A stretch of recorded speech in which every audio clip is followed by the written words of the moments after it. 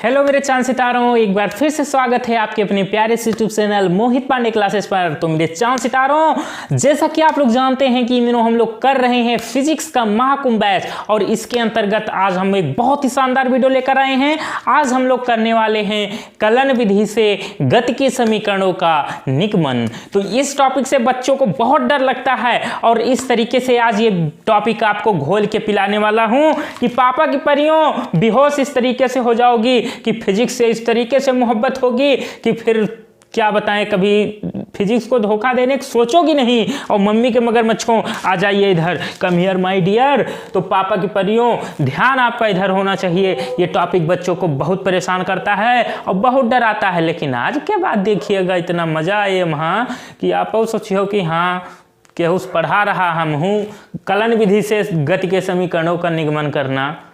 हाँ चलो आई जाओ।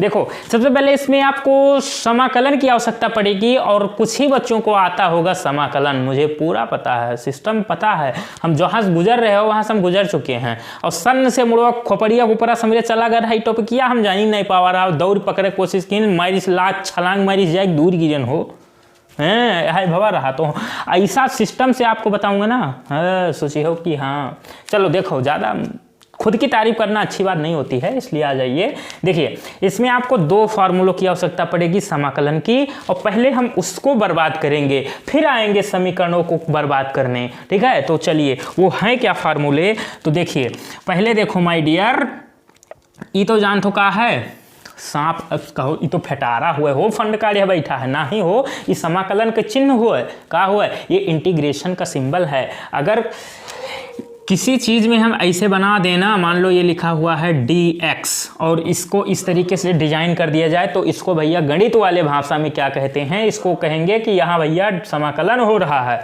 ठीक है, और नहीं तो भैया सब का कहीं पूछ लो कहीं तो फटारा हुए हो फंड कार्य बैठा है। तो आप लोग फटारा वटारा न बताओ, पढ़ने वाले बच्चे हो। चलिए तो इसका समाकलन होता है प्यारे x। अब पूरा कहानी अगर समझना है तो नीचे डिस्क्रिप्शन बॉक्स में मैंने एक लिंक डाल दिया है।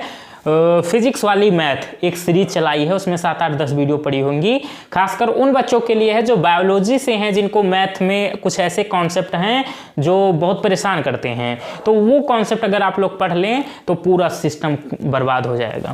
तो आज इस टॉपिक में जितना यूज होने वाला है बस उतना हम आपको कराएंगे कि ये टॉपिक आपको अच्छे समझ में आ जाए। ठीक है, ठीक है। चलिए तो अगर इस तरीके से dx, अब यहाँ पर आपको समाकलन करना है। आपके सामने अगर इस तरीके का आ गया है कोई पॉइंट में, तो आप लोग देखिएगा किसका समाकलन करना है, dx का। तो आप केवल चुपचाप x लिख देंगे। अब कैसे, क्यों, कब, कहाँ, मतलब नहीं रखने का। ठीक है, अगर रखना है तो आप लोग देख लीजिए, हम पूरा बढ़िया से पढ़ाए हैं इसको। अब चलिए दूसरा फार्मूला आपको ध्यान रखना है कि अगर x dx इसका हमें समाकलन करना है तब क्या करेंगे। अब यहाँ पर x एक्स्ट्रा हो गया, अगर केवल dx का समाकलन करना है तो केवल चुपचाप x लिख देना आपको।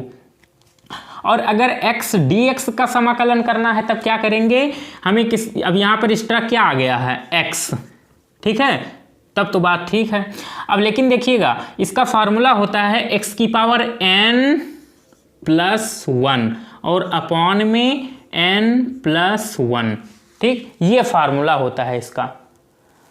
चलिए तो अब यहाँ पर देखिए x की पावर क्या है, x की पावर कुछ नहीं, और जहाँ कुछ नहीं वहाँ 1 होती है। तो इसलिए n की जगह 1, तो n की जगह 1 रखोगे तो 1 हो जाएगा। 1 1 प्लस कितना हो जाएगा 2, और अपान में 2। एग्जाम्पल इसका ऐसे समझ लो, मान लो आपसे कहा गया है x की पावर 3 dx, इसका समाकलन करिए। तो क्या करना है, कुछ नहीं करना, x को चुपचाप ऐसे लिख लो, और n प्लस 1, तो n की जगह क्या है यहाँ 3, तो 3 ऐसे लिख लो, और प्लस इसमें एक बार जोड़ दो, और जो चीज़ यहाँ पावर में है वही चीज़ नीचे लिख दो, 3 + 1। तो ये क्या हो जाएगा, x की पावर 4 अपॉन 4। ठीक, ये हो गया। अब इसी में आपको इस टॉपिक के अंतर्गत क्या यूज होने वाला है वो भी समझना है। निश्चित समाकलन का यूज होगा यहाँ पे। अब वो क्या होता है, अब इसमें तो भैया कोई लिमिट नहीं है, अब उसमें एक लिमिट रहेगी। जैसे कहते हो हेलो मिस्टर, बोलो लेकिन तो लिमिट में रहकर बोलो मेरे सामने, लिमिट मत क्रॉस करना, नहीं तो तार 32 ही निकाल ले खट्ट से मारी के एक कई यहाँ पर।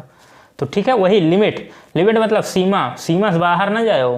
हाँ नहीं, बहुत बड़ा बवाल हो ये बच्चा। तब वो क्या होता है उसको भी समझो। अब उसमें सिस्टम ये है कि मान लो आपके सामने ये आ गया एक्स स्क्वायर, ठीक। अब इसकी लिमिट है, यहाँ पर अगर ऐसे पूछा जाए इसका समाकलन कर दीजिए तो खट से बता दोगे। एक्स की पावर यहाँ पर 2 है, 1 बढ़ाई 2 3 और बटे में 3, तो एक्स की पावर 3 बटे 3 इसका समाकलन हो गया। लेकिन अगर लिमिट के बारे में कहा जाए कि इसकी लिमिट है 1 से लेकर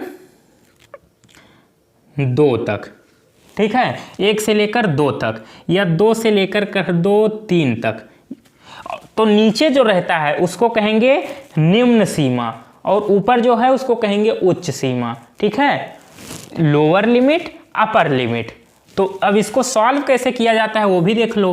तो एक्स स्क्वायर डी एक्स, इसको तो सॉल्व करना मैंने सिखा दिया आपको कैसे होगा।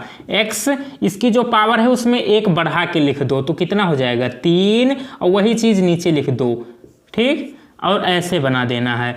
तो देखो यहाँ पर नीचे कौन सी सीमा है, क्या है इसमें, लोअर लिमिट कितनी है 2, तो यहाँ 2 लिख दो, और अपर लिमिट कितनी है 3, तो यहाँ 3 लिख देना, ठीक। अब देखो आगे क्या करना है, अब एक बार आपको x की जगह 3 रख देना है और फिर माइनस लगा के x की जगह 2 रख देना है। कैसे, पहले आप क्या करेंगे, x की जगह आपको क्या रखना है 3, तो 3 रख दिया और 3 का क्यूब अपॉन में 3।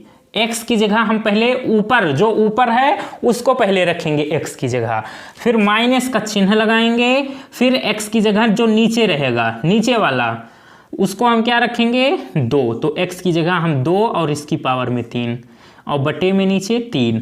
अब इसको तो बच्चा सॉल्व कर लेगा। होगा क्या, 3 का क्यूब क्या होता है 27, तो 27 और बटे में 3 माइनस 2 का क्यूब 2 दूनी 4 दूनी 8 बटे 3। अब इससे ज़्यादा नहीं, अब आप सॉल्व कर लेना, ठीक है, बस इतना समझ लेंगे कॉन्सेप्ट क्या है, समझ गए, बस बहुत है।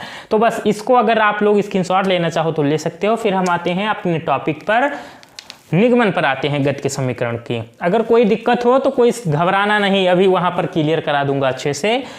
ये टीचर जो है खट से वहीं आके पहुँच जाते हैं, ये बच्चों को समझाते नहीं हैं और डायरेक्ट वही कराने लगते हैं, तो बच्चे डरने लगते हैं। अभी जब वहाँ हम करना शुरू करेंगे तो सब बहुत आसान लगने लगेगा। कैसे, अभी देखिएगा, ले लिया ना स्क्रीनशॉट, चलिए हटाते हैं इसको। चलिए, तुझे मिटाना तो नहीं चाहते थे लेकिन करें क्या, मिटाना पड़ रहा है। हाँ, तुझे जितना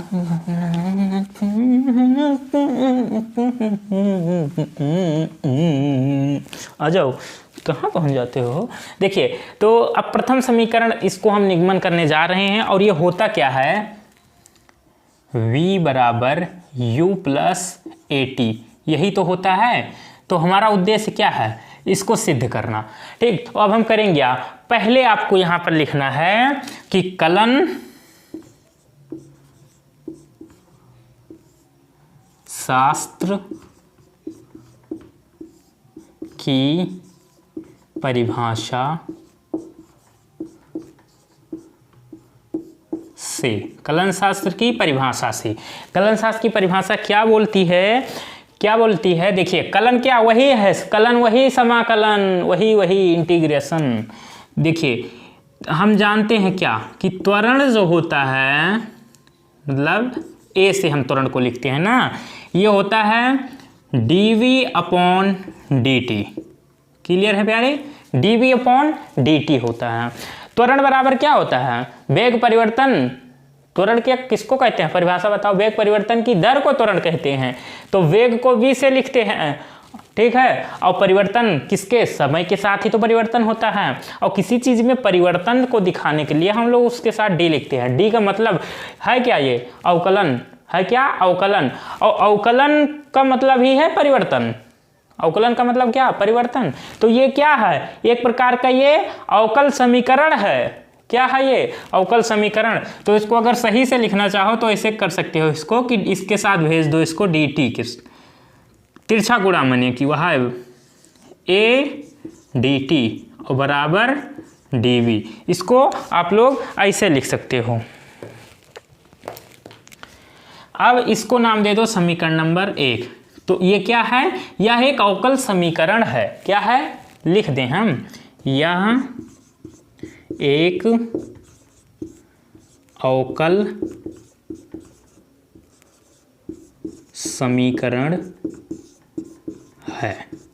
ठीक है, तो अब हम इसका क्या करेंगे? इसके दोनों पक्षों का हम समाकलन करेंगे। ठीक है, क्या करेंगे? समाकलन करेंगे। दोनों पक्षों का निश्चित समाकलन करने पर। ठीक है, समीकरण 1 के दोनों पक्षों का निश्चित समाकलन करने पर अब होगा क्या सिस्टम? ऐसे देखो a dt। अब इसका समाकलन कर रहे हैं तो ऐसे समाकलन का चिन्ह लगा दो। ठीक है, अब देखो यहाँ पर हम किसके रिस्पेक्ट में कर रहे हैं समाकलन? देखिए d जिसके साथ में लगा होगा उसी के रिस्पेक्ट में। तो किसके साथ लगा है? t के। तो t के रिस्पेक्ट में हम लोग यहाँ पर समाकलन कर रहे हैं। किसके रिस्पेक्ट में? t के रिस्पेक्ट में। तो देखिए नीचे निम्न सीमा क्या होती है? जहां से शुरू होती है। तो प्रारंभ में समय ये क्या है? ये वस्तु ही तो है। ये किसी वस्तु के बारे में ही, गति के बारे में ही बात कर रहे थे। पिछले बार में हम लोग पढ़ चुके हैं क्या कि कोई वस्तु थी, प्रारंभ में उसका वेग क्या था? 0 था। प्रारंभ में वेग उसका u था, फिर v हो गया। प्रारंभ में समय 0 था, फिर t हो गया। तो प्रारंभ में समय जो है वो क्या था? 0, फिर वो हो गया t। ठीक है, तो इसकी निम्न सीमा 0 और उच्च सीमा t। अब देखो आगे समाकलन करेंगे dv का। और ये v क्या है? यहाँ किसके रिस्पेक्ट में समाकलन हो रहा है? वेग के। तो वेग क्या था? प्रारंभ में वेग किसी वस्तु का u था, फिर v हो गया। तो अब चलिए, तो ये a क्या है? a तो यहाँ पर कांस्टेंट है। ठीक है, a को क्या लेंगे? कांस्टेंट। चलिए, तो अब t, तो अभी हमने क्या बताया था कि dx का समाकलन क्या होता है प्यारे? केवल x होगा। तो यहाँ dt का है समाकलन, तो dt का समाकलन क्या होगा? केवल t हो जाएगा। और निम्न सीमा क्या है? 0, उच्च सीमा क्या है? t। ठीक है, अब आगे देखो यहाँ dv का समाकलन क्या होगा? केवल v होगा। निम्न सीमा u, उच्च सीमा v। अब आगे देखिए a, इसको सॉल्व करना सिखाया था। एक बार उच्च सीमा रखिए, ऊपर वाला जो है, तो t के जगह जब t रखोगे तो t ही मिलेगा, माइनस लगाना है। t के बाद नीचे वाली सीमा, t के जगह जब 0 रखोगे तो 0 हो जाएगा, बराबर में। अब v के जगह v रखेंगे तो v ही रहेगा, माइनस v के जगह जब u रखोगे तो u हो जाएगा। ठीक, अब आगे क्या होगा? आगे यहाँ पर देख लो क्या होने वाला है प्यारे। यहाँ पर t में से 0 का मतलब कुछ नहीं, यहाँ कहानी खत्म। तो यहाँ पर क्या बचेगा? केवल at बचेगा, बराबर v माइनस u। तो u को इधर भेज दो, तो at और u इधर आएगा तो प्लस u हो जाएगा। और इधर क्या बचा? केवल v। तो इसको लिखना चाहो तो ऐसे लिख लो कि v बराबर u प्लस at। और यही तो हमें प्रूव करना था ना, v बराबर u प्लस at। हो गया। क्या किया? कुछ नहीं, हमने देखिए कलन शास्त्र की परिभाषा से हमने क्या किया? त्वरण a बराबर dv अपॉन dt, तिरछा गुणा कर दिया, dt को इधर भेज दिया तो a dt हो गया, बचा dv। इसको हम समीकरण 1 नाम दे दिए। ना देना चाहो ना दो, कोई दिक्कत नहीं। अब यह एक अवकल समीकरण है। तो इसका हल किस प्रकार निकलेगा, इसका हल हम निकाल सकते हैं निश्चित समाकलन करके। तो हमने दोनों पक्षों का निश्चित समाकलन कर दिया। अब समाकलन करना आपको सिखा दिया हूँ, अगर थोड़ा दिक्कत हो तो यहाँ पर वो दूर हो जाएगी, आप लोग दोबारा वीडियो थोड़ा सा बैक करके देखिए, बहुत अच्छे समझ में आ जाएगा।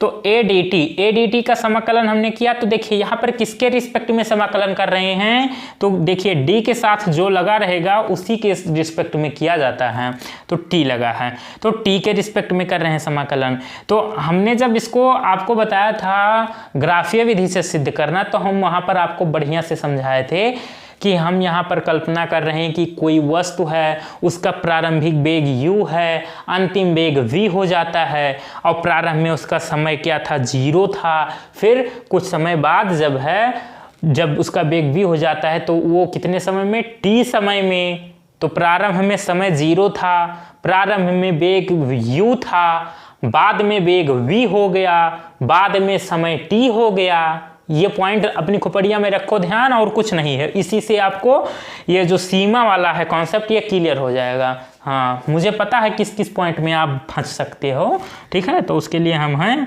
पकड़ गोड़वा टंगिया उठाए दूर बहाई दे, अब खट्ट से बस जुड़ता नहीं करिए हो, खट्ट से समझ में आइए। चलिए अब देखो, तो यहाँ पर टी के, अब देखिए इसका मैंने आपको समझा दिया है समाकलन कैसे करते हैं। dx का x हो जाएगा, dy का समाकलन पूछा जाए तो y हो जाएगा, ठीक है। तो यहाँ पर dt का समाकलन t। अब a, अब आप सोचोगे कि a कहाँ गया, तो a जो है कांस्टेंट है।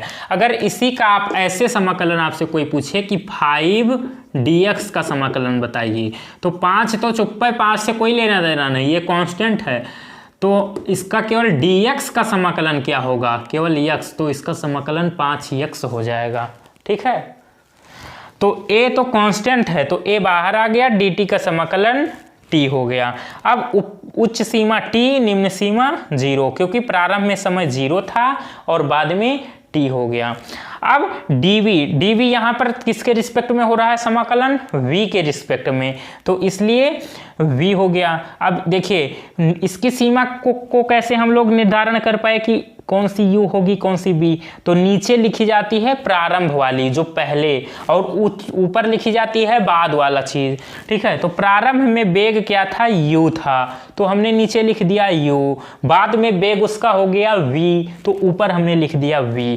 और सीमा को सॉल्व करना सिखाया है क्या, जो आयत समाकलन करने के बाद में हम वहां पर एक बार ऊपर वाली सीमा रखेंगे, एक बार नीचे वाली।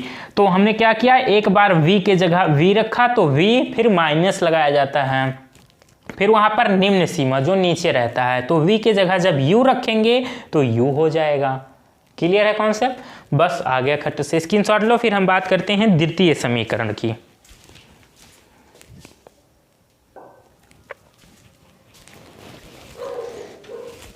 चलिए आ जाइए, अब द्वितीय समीकरण की बात करते हैं हम लोग, किसकी, द्वितीय समीकरण की। तो द्वितीय समीकरण होता क्या है, आप लोग को पता होना चाहिए, उद्देश्य क्या है सॉल्व करना। s बराबर U T plus half A T square, यह है हमारा द्वितीय समीकरण। हम अब इसको सिद्ध करने वाले हैं। कैसे सिद्ध करेंगे, तो देखिए इसको हम वेग की परिभाषा से सिद्ध करेंगे। क्या, वेग जो है v बराबर क्या होता है, वेग बराबर विस्थापन बटे समय अंतराल, वेग बराबर विस्थापन बटे समय अंतराल, ठीक है। चलिए, तो अब यहां पर ध्यान दीजिएगा, अगर हम इसकी सहायता से इसको सिद्ध करने वाले हैं और सिद्ध हमें ये करना है, तो देखिए हम थोड़ा सा इसको और सॉल्व कर लें। तो देखिए इसके एक पक्ष में तो s आना चाहिए, विस्थापन तो हमें तो मिल रहा है, यस दिख रहा है यहाँ पे, तो इसको हम अकेला रखेंगे एक तरफ, ठीक है। तो वही काम कि इसको इसमें गुणा कर देंगे तो ये v dt हो जाएगा, और यहाँ पर इसके अपॉन में कुछ नहीं तो 1 मान लो, तो 1 का ds में मल्टीप्लाई करेंगे, ऐसे तिरछा गुणा, तो क्या हो जाएगा, ds हो जाएगा। तो एक तरफ केवल ds लिख लो, और v dt का गुणा करेंगे तो क्या हो जाएगा, v dt, ठीक है। ये आपका आ गया ds बराबर v dt। कैसे आया, वेग बराबर विस्थापन बटे समय अंतराल, ठीक। चलिए अब अगर नज़र डालें तो हमें सिद्ध करना है यस बराबर U T plus half A T square का हो पापा के मगरमच्छों नहीं पापा के परियां और मम्मी के मगरमच्छों उल्टा होएगा हो। चलिए कोनो बात नहीं। तो देखो हमें सिद्ध करना है यस बराबर U T plus half A T square. इसमें हमें यू नज़र आ रहा है और हमारे पास तो है भैया वी, तो काम बनने वाला नहीं है। तो कैसे बनेगा नहीं, हम बनाएंगे तोड़ मरोड़ के बनाएंगे। ds बराबर हम एक बात जानते हैं क्या, पहले समीकरण से गति का जो है क्या कहता है v बराबर u प्लस ए टी।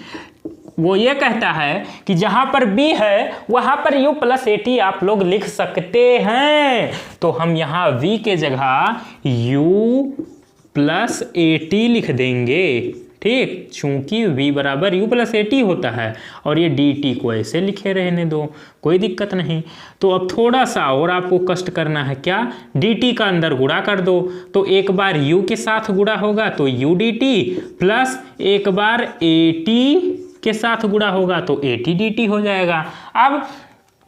अब इस समीकरण का हम इसको नाम दे दो समीकरण नंबर 1। तो समीकरण नंबर 1 का अब हम क्या करेंगे, समाकलन कर देंगे, निश्चित समाकलन। देखिएगा अब देखो हमें सिद्ध क्या करना है, s बराबर U D plus half A T square. s है यहाँ पर s दिख रहा है, u है हमें यहाँ भी u दिख रहा है और t है तो t तो दिख ही रहा है, a है a भी दिख रहा है। मतलब जो हमें सिद्ध करना है वो सब चीज़ अब इस समीकरण में मौजूद है। अब इसका समीकरण हम क्या कर सकते हैं, समाकलन। तो हम लिख देंगे यहाँ समीकरण 1 का दोनों, समीकरण 1 के दोनों पक्षों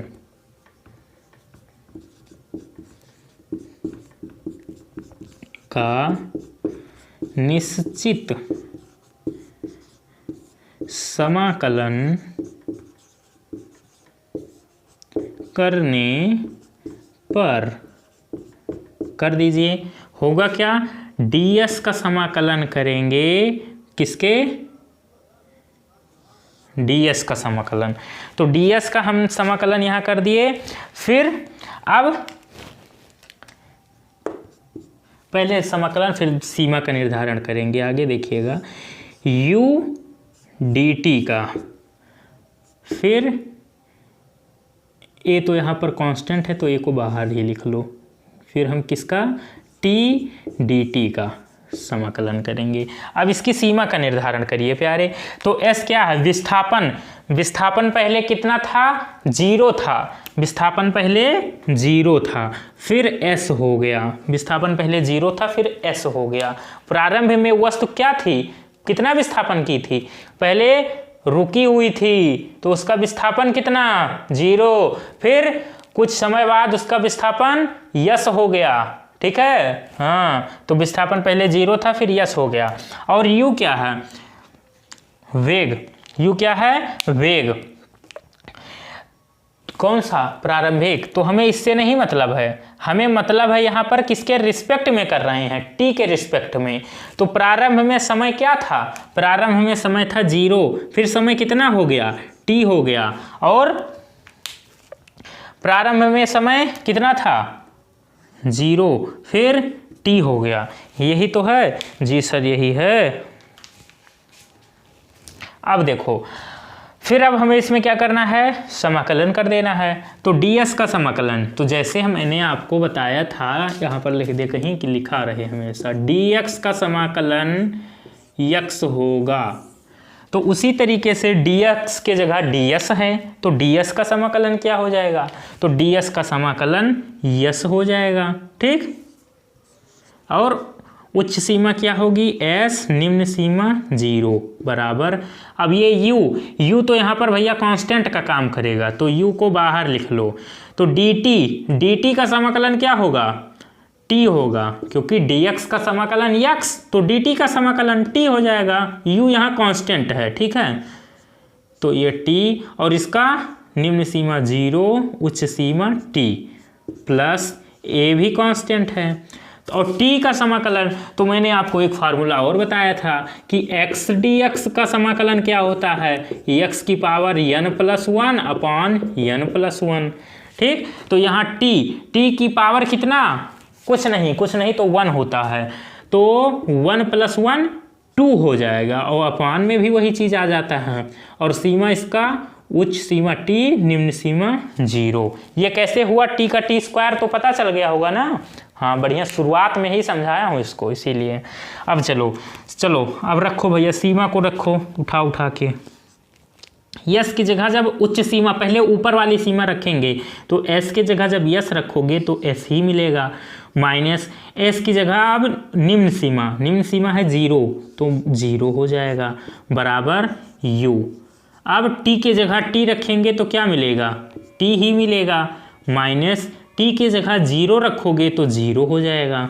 ठीक, बराबर प्लस ए, और यहाँ पर देखो टी स्क्वायर की जगह हम जब टी रखेंगे तो टी स्क्वायर ही मिलेगा, अपॉन में 2, माइनस टी के जगह जब 0 रखेंगे तो यहाँ पर 0 ही मिलेगा इस पूरे पार्ट में। ठीक है, तो ये -0 हो गया। अब यहाँ और नीचे करें कि इधर करते हैं, कोई दिक्कत नहीं यार, जगह हमारी गाजी परी है तो कौन ज़रूरत है हो ज़्यादा नीचे जाए। तो यस -0, तो यस -0 का मतलब यस, ठीक है, यस -0 का मतलब यस, और t -0 का मतलब t, और u बाहर बैठा है चुप है भैया, टोपट आप, तो u का गुणा हो जाएगा t में, तो ये हो जाएगा ut प्लस, यहाँ पर क्या है a, और यहाँ पर t स्क्वायर अपॉन 2, और -0 का कहानी ही ख़त्म हो गई, तो a t square by 2, a t square upon 2, बस हो गया, यही तो सिद्ध करना था। थोड़ा सुंदर लिख लो कि बढ़िया लगना लगे, तो 1/2 और a t स्क्वायर, और यही तो हमको सिद्ध करना था, जो कि हो गया, यस बराबर ut plus half a t square.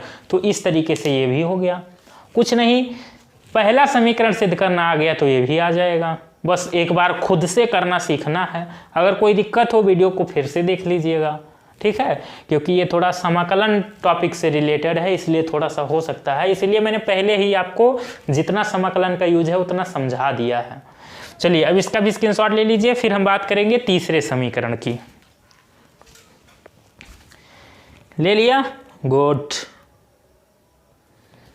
चलिए कम हियर माय डियर, पापा परियों आ जाइए, मम्मी मगर मच्छों दौड़ी आओ, जल्दी आओ, हो नहीं सब गड़िया छूटी है। देखिए शुरू करते हैं तृतीय समीकरण। तृतीय समीकरण है क्या, ये भी लिख लें यहाँ पर, ताकि उद्देश्य पता रहे कि करना क्या है। v स्क्वायर बराबर u स्क्वायर प्लस 2as, ये हमको अब प्रूव करना है। तो जैसे समीकरण, प्रथम समीकरण को हमने किससे, त्वरण की परिभाषा से ना प्रूव किया था, त्वरण वाले फार्मूले से, इसको भी वैसे करेंगे। कैसे, हम जानते हैं क्या कि त्वरण a बराबर होता है dv/dt, ठीक होता है, नहीं होता है, बिल्कुल होता है। लेकिन अगर ध्यान दीजिए सर कि हमें प्रूव करना है v स्क्वायर बराबर u स्क्वायर प्लस 2as, यहाँ पर आपको एक तो v मिल रहा है, तो v तो है इसमें, a मिल रहा है, a भी है, u मिल रहा है, u तो नहीं है, ठीक, और यस मिल रहा है, यस भी नहीं है यहाँ पे, तब क्या करें, है तो दिक्कत मामला। तब दिक्कत कुछ ना है हो, इसमें देखो s की कमी दिख रही है, u तो अभी एडजस्ट हो जाएगा अपने आप है, क्योंकि v है तो u तो आ ही जाएगा। दोनों भाई न हुए जोड़ुआ करण अर्जुन, जहाँ करण वहाँ अर्जुन, तो करण है तो अर्जुन तो आ ही जाए। तो लेकिन यस नहीं है भैया, तो यस को क्या करें, देखो अगर किसी चीज़ में अगर कोई भिन्न है, सेम उसके ऊपर अंश में सेम वही चीज़ नीचे हर में अगर हम गुणा कर दें तो उस पर कोई प्रभाव नहीं पड़ने वाला है प्यारे। तो वही काम करेंगे कि ऊपर हम ds का गुणा कर देंगे और नीचे भी ds का गुणा कर देंगे, ठीक। अब इससे क्या फायदा होने वाला है सर, इससे बार फायदा जान तो क्या हुए, अब देखो कौन फायदा हुए, a बराबर dv, क्या है dv अपॉन, अब यह dt के जगह हम eds ले आई भैया, इंटू इस ds के नीचे भेज देंगे इस dt को, ठीक।